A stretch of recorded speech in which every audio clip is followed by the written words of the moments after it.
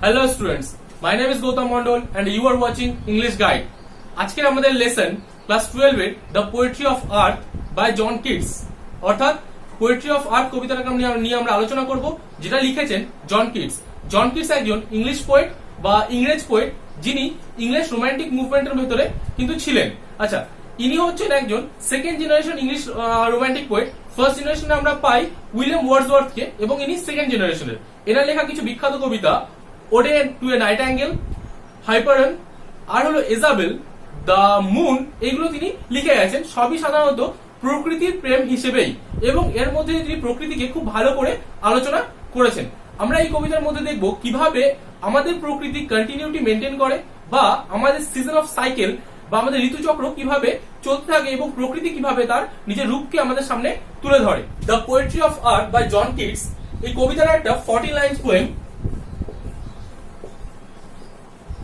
অর্থাৎ একটা sonnet. Sonnet বলতে আমরা এখানে পাবো ফার্স্ট 8 লাইন এবং 6 লাইন। এই 8 লাইনকে আমরা বলবো অক্টেভ, এবং এর পরের 6 লাইনকে বলবো সেস্টেট।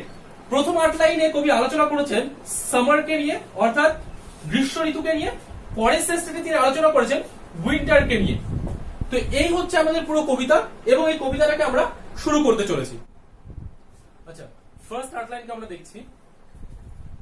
The poetry of earth is never dead, মানে দ্য পোয়েট্রি অফ আর্থ অর্থাৎ পৃথিবীর যে গান বা পৃথিবীর যে ছন্দ, পৃথিবীর যে সুর, সেটা ইজ নেভার ডেড, কখনোই শেষ হয়ে যায় না বা কখনোই মারা যায় না। অর্থাৎ প্রকৃতির গান কখনোই থেমে থাকে না। এটাই হচ্ছে এই লাইনটার অ্যাকচুয়াল মানে। আমরা সবসময় প্রকৃতিতে বিভিন্ন রকমের কোনো না কোনো আওয়াজ শুনতে পাই, বিভিন্ন রকমের কোনো না কোনো শব্দ শুনতে পাই। সেটাকেই বলা হচ্ছে যে এই যে আওয়াজগুলো বা এই যে প্রকৃতি নিজে থেকে যে করা গানগুলো, সেই জিনিসগুলো কখনোই থেমে থাকে না। Second line, when all the birds are faint with the hot sun।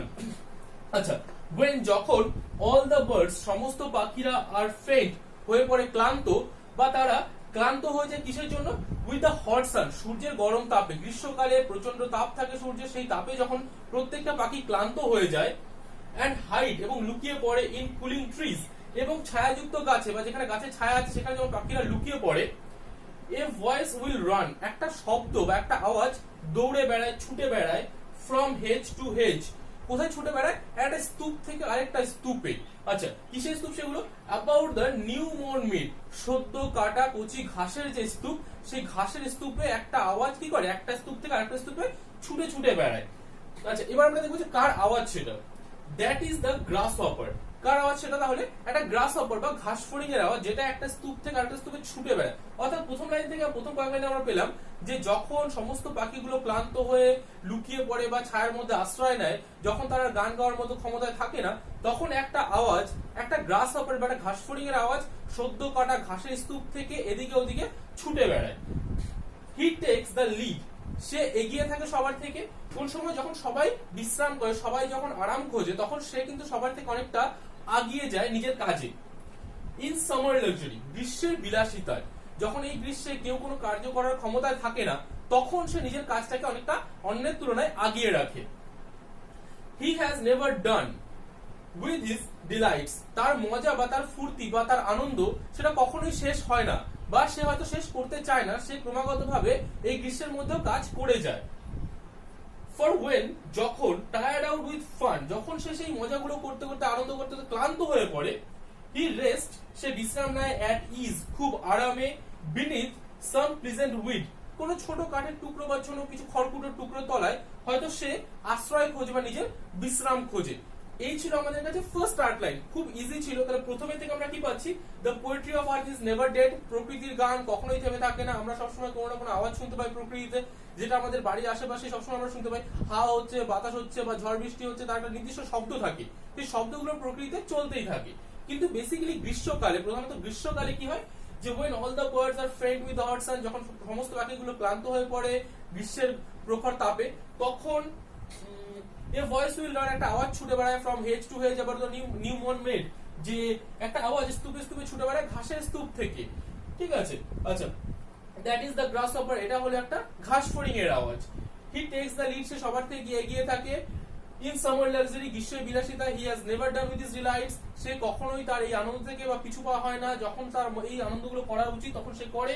For when tired out with fun, যখন সে ক্লান্ত হয়ে পড়ে, he takes he rest at ease beneath some pleasant weed, সে কি করে বিশ্রাম নেয় কিছু একটা খড়কুটো বা ছোট কোনো কাঠের টুকরো বা কোনো আগাছার টুকরোর তলায় সে আরামে বিশ্রাম করে। এই ছিল ফার্স্ট আউটলাইন। এবার এই আউটলাইনের মধ্যে একটা মজাদার ব্যাপার আছে যে এই আউটলাইনকে আমরা বলবো অক্টেভ, যেটা আমি কিছুক্ষণ আগেও বলেছি একবার, যে এই অক্টেভের ভেতরে আবার লেখার কিছু ছন্দ আছে। যেমন এটাকে আমরা বলতে পারি আব্বা আব্বা, লাইক এই যে শব্দের ডেন্ট এর সঙ্গে মিল পাবো আমি মেডেন, অর্থাৎ এই যে এটাকে আমি এ দিয়ে সিগনিফাই করেছিলাম সেটাকে আমি আবার এখানে আবার এ দিয়ে ফার্স্ট লাইন 1 2 3 4 5 6 7 8 এগুলো লাইনের নাম্বার, আর এগুলো হচ্ছে লাস্ট ওয়ার্ড যেগুলো আমি সিগনিফাই করেছি। তাহলে ডেট ছিল এখানে, আমি সেটাকে এ দিয়ে সিগনিফাই করলাম। মেড সিমিলার টাইপের শুনতে শব্দ, সেটাকে আমি আবার এ দিয়ে সিগনিফাই করেছি। মাঝখানে আছে সান, এখানে আছে রান, যে দুটোকে আমি কি দিয়ে সিগনিফাই করেছি বি দিয়ে। সেম একই রকম পরের চার লাইনে আছে লেট আর ওয়েট, একই রকম। আর এখানে আছে ডান, এখানে হচ্ছে ফান। তো এই আট লাইনকে আমরা কি দিয়ে লিখতে পারি আব্বা আব্বা, ঠিক আছে। অর্থাৎ এই অক্টেভকে এটা আমরা লেখার সিগনিফাই বলতে পারি। তো এই ছিল আট লাইন। এবার দেখবো পরে সিস্টেমের 6 লাইনে কি বলা হচ্ছে। নেক্সট 6 লাইন, আচ্ছা, the poetry of earth is seizing never, অর্থাৎ দ্য পোয়েট্রি অফ আর্থ প্রকৃতির গান, সিজিং নেভার কখনোই থেমে থাকে না।